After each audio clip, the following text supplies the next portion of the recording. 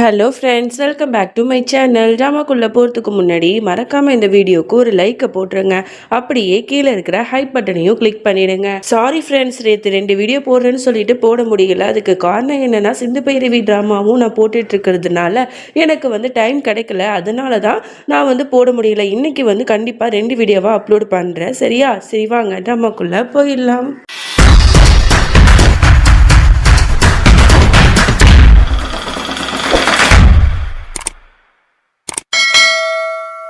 Starting சீனில் நம்மளோட சித்தார்த்தை தான் காட்டுறாங்க. அவன் ரூமுக்கு பார்த்தா பெட்டு ஃபுல்லாக அவனோட ஷர்ட்டாக நிரம்பி இருக்கு. இதெல்லாம் பார்த்தா ரோஹிணி எவ்வளோ கடுப்பாகி கத்துவா அப்படின்னு சொல்லிட்டு எல்லாத்தையும் நினச்சி பார்க்குறான். அவனுக்கு ரோஹிணி ஞாபகமாக இருக்கு. உடனே ஃபோன் எடுத்து வாய்ஸ் மெசேஜ் பண்ண ஆரம்பிக்கிறான். அப்படியே அந்த சீனை கட் பண்ணால் இங்கே மனோரஞ்சனி சீமா கிட்ட போய் பேச ஆரம்பிக்கிறா. என்ன சீமா, என்ன பண்ணிட்டு இருக்க, இந்த பிரசாதம் எடுத்துக்க அப்படின்னு சொல்லிட்டு கொடுத்துட்டு அப்போ தான் சொல்கிறா, இந்த மாதிரி சசி இருக்கால, அவன் மேலே எனக்கு டவுட் இருக்கு. அவளை நம்ம 2 பேரும் சேர்ந்து கண்காணிக்கணும் அப்படிங்கிற மாதிரிலாம் சொல்லிட்டு இருக்கா. ஏற்கனவே சீமாக்கு சசி மேல டவுட் இருக்கு. இப்ப மனோரஞ்சனையும் சொன்னதுனால அவளும் யோசிக்க ஆரம்பிக்கிறா. அப்படியே இங்க சசியை தான் காட்டுறாங்க. அவ நேத்து கர்நாட்டை அனாத ஆசிரமத்துக்கு போறேன்னு சொல்லிட்டு போய் சொல்லியிருப்பாள். ஸோ அவ எங்க போயிருக்கா அப்படின்னா, ஒரு சென்ட்ரல் ஜெயிலுக்கு தான் வந்திருக்கா. அங்க போயிட்டு பல வருஷமா யாரோ ஒருத்தவங்க ஜெயிலில் அடைஞ்சிருக்காங்க போல. அவங்கள போய் தீட்டுத்தனமா மீட் பண்ணிட்டு, நான் நினைச்ச மாதிரியே அந்த பரத்வாஜ் ஹவுஸ்குள்ள போயிட்டேன். இனிமே எந்த பிரச்சனையுமே இல்லை, எல்லாத்தையும் நான் பார்த்துக்கிறேன். இன்னும் 2-3 நாளில் எனக்கு கல்யாணம் ஆக போகுது. அதுக்கப்புறம் நான் நினச்சது தான் நடக்கும் அப்படிங்கிற மாதிரிலாம் இவ சொல்லிட்டு இருக்கா. எதுக்கு இவங்க கிட்ட சொல்லிட்டு இருக்கா? இப்போ இந்த ஜெயிலில் இருக்கிறவங்க யாரு என்னன்னு சொல்லிட்டு நமக்கு தெரியல. சசிக்கு அடிக்கடி பிளாக்மெயில் பண்ணுவானே அந்த சந்திரா, அவன் கரெக்டாக அவளுக்கு கால் பண்ணுறா. உடனே அவள் சொல்லிட்டு இருக்கா, இனிமே நீ என்ன பிளாக்மெயிலாம் பண்ண முடியாது. அந்த நம்பர் கொடுத்தியே, அது சென்ட்ரல் ஜெயிலில் இருக்கிற அவங்கள பார்க்கத்தானே, அவங்களையும் நான் பார்த்துட்டு வந்துட்டேன். இனிமே நீ என்ன பிளாக்மெயிலாம் பண்ண முடியாது, உனக்கு ஒரு பைசா தரமாட்டேன் அப்படிங்கிற மாதிரி சொல்றா. ஓ அப்படியா, உன்னோட ஜாதகமே என்னோட கையில இருக்க, நீ மட்டும் எனக்கு பணம் தரலைன்னா உன்னோட கல்யாணத்தை நான் நேர்த்திடுவேன் அப்படிங்கிற மாதிரிலாம் சொல்லிட்டு இருக்கான். உடனே இவன், நீ என்ன வேணா பண்ணிக்கடா, எனக்கு கவலையே இல்லை அப்படின்னு சொல்லிட்டு கெத்தா போனை வச்சிடுறா.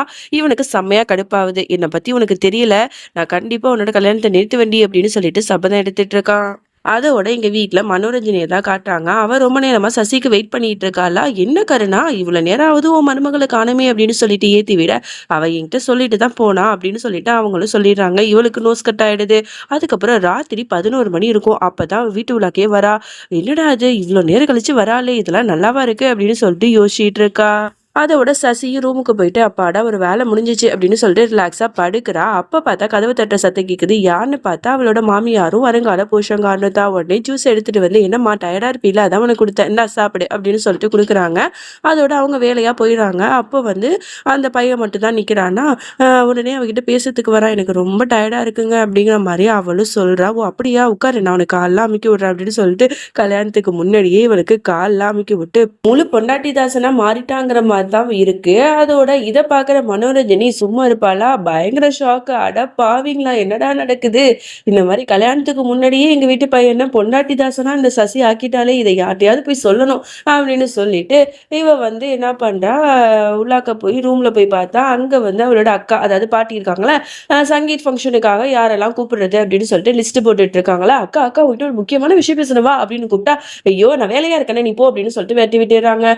சீமாட்டையாவது சொல்லலாம் போனா சீமாவும் நானும் வேலையா இருக்கேன் அப்படிங்கிற மாதிரி சொல்லிடுறா. யார்டா சொல்றது அப்படின்னு இவன் மண்டையை போட்டு பிச்சுட்டு இருக்கா. அப்பதான் இங்க பவியும் உமாவும் இருக்காளுங்க. உடனே அவங்க கிட்ட போயிட்டு, இந்த மாதிரி சந்தீப் இருக்கானே, அவன் சசியோட கால அமுக்கிறாண்டி, அதுவும் கல்யாணத்துக்கு முன்னாடி அப்படிங்கிற மாதிரி சொல்ல, இதை கேட்ட உமாக்கும் பவிக்குமே வயிறு எரிச்சலா இருக்கு. என்னடா அது, இத்தனை வருஷம் இருக்கும் நம்ம புருஷனை நம்ம கைக்குள்ள இத்தனை வருஷமா வைக்க முடியல, இவ கல்யாணத்துக்கு முன்னாடியே கைக்குள்ள வச்சுக்கிட்டாலே அப்படிங்கிற மாதிரிலாம் புலம்பிட்டு இருக்காங்க. அதோட நைட் ஆயிடுது. இங்க கல்யாணத்தை பத்தி பேசிட்டு இருக்காங்க. கல்யாணத்துக்கு எவ்வளவு பேரை கூப்பிடலாம், எவ்வளவு செலவாகுது அப்படின்லாம் பேசிட்டு இருக்கும்போது உடனே கருணா சொல்ற, என்ன நீங்க சங்கீத் ஃபங்க்ஷனை இவ்வளவு சிம்பிளா வைப்பீங்களா, அதுவும் என்னோட பையனோட கல்யாணத்தை கிராண்டா தான் வைக்கணும் அப்படின்னு சொல்லிட்டு ஆர்குமெண்ட் பண்ணிட்டு இருக்கா. இதெல்லாம் கேட்கும் போது அவங்களுக்குமே ஒரு மாதிரி இருக்கு. ஓகே அப்படிங்கிற மாதிரி அவங்களும் சொல்லிடுறாங்க. அதோட இங்க அந்த சந்திராவ தான் காட்டுறாங்க. அவன் நல்லா ட்ரிங்க்ஸ் பண்ணிட்டே இருக்கான். அதுக்கப்புறம் யோசிக்கிறான், "சசிவ நான் சும்மா விட மாட்டேன்" அப்படிங்கிற மாரி சொல்லிட்டு, உடனே என்ன பண்றா, பரத்வாஜ் வீட்டுக்கு தான் கால் பண்றா. அங்க வந்து சீமா தான் கால வந்து அட்டெண்ட் பண்றா. யாருன்னு கேட்டா, "நான் தான் சசியோட மாமா" அப்படின்னு சொன்னவுடனே, "ஓ! அப்படியா? இருங்க சசிட்ட குடுக்குறேன்" அப்படின்னு சொல்லும்போது, "இல்ல, இல்ல நான் சசிட்ட தான் பேச வரல. உன்கிட்ட தான் சீமா பேச வந்தேன்" அப்படிங்கிற மாரி சொல்ல, "என்ன சொல்லணும்?" அப்படிங்கிற மாரி அவளும் கேட்கிறா.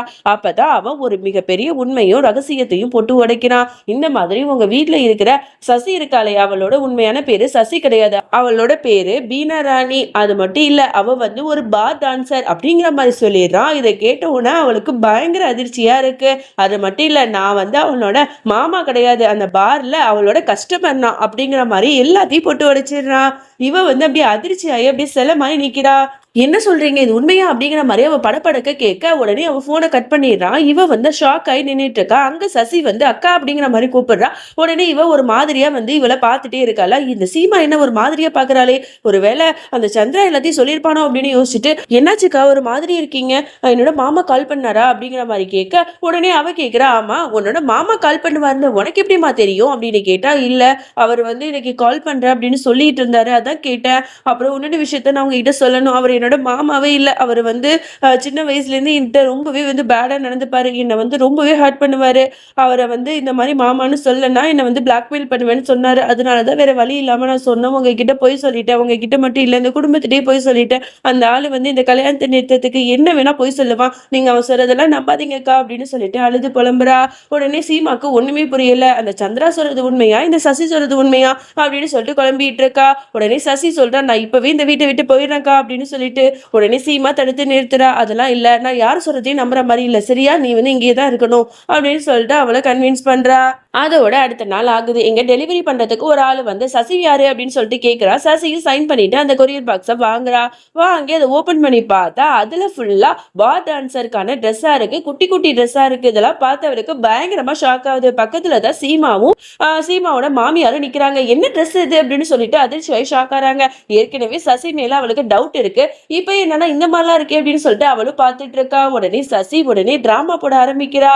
ஐயோ இதெல்லாம் என்ன ட்ரெஸ், யாரும் எனக்கு எதிரியா இருக்கிறவங்க தான் அனுப்பியிருப்பாங்க அப்படின்னு பேசிட்டே இருக்கும்போது அந்த சந்திரா வந்து கால் பண்ணி, பாத்தியா என்கிட்டயே நீ பணம் தர மாட்டேன்னு சொன்னல, அதனால தான் அனுப்பியிருக்க, நல்லா அனுபவிடி அப்படிங்கிற மாதிரி அவன் சொல்றான். ஹலோ ஹலோ யார் பேசுறது அப்படின்னு சொல்லிட்டு இவ போனை வேணும்னே கட் பண்ணிட்டு ஒரு டிராமா போடுறா. என்னோட எதிரியா இருக்கவங்க தான் என்னோட கல்யாணத்தை நிறுத்தத்துக்கு இப்படி பண்ணியிருக்காங்க, என்னை அசிங்கப்படுத்துறதுக்கு அப்படின்னு சொல்லிட்டு ஓடு ஒப்பாரி வச்சு அலறா. உடனே வந்து மயக்க போட்டு அப்படியே விழற மாதிரி ஒரு ஆக்டிங்க போடுறா. சீமா போயிட்டு கருணாவை போய் கூப்பிடுறதுக்காக போறா.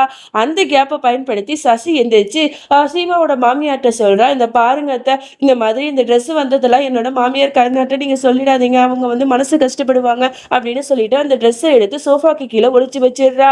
அதுக்கப்புறம் கருணா வந்து, என்னம்மா சசி என்னாச்சு, நீ மயக்க போட்டு விழுந்துட்டேன்னு சொன்னாங்களே அப்படின்னு கேட்டா, இல்ல அது வந்து நான் காலையில இருந்து சரியா சாப்பிடலையா, அதான் தலைவலிச்சிச்சு மயக்கப்பட்டு விழுந்துட்டேன், இப்ப நல்லா இருக்கத்த அப்படிங்கிற மாதிரி சொல்லும்போது உடனே வந்து சீமாக்கு ஒண்ணுமே புரியல. இவ எதுக்கு மாத்தி சரா அப்படின்னு சொல்லிட்டு இவ உண்மையை சொல்ல போனா டக்குன்னு மாமியாக்காரங்க கையை பிடிக்கிறாங்க, சொல்லாத அப்படின்னு சொல்லிட்டு.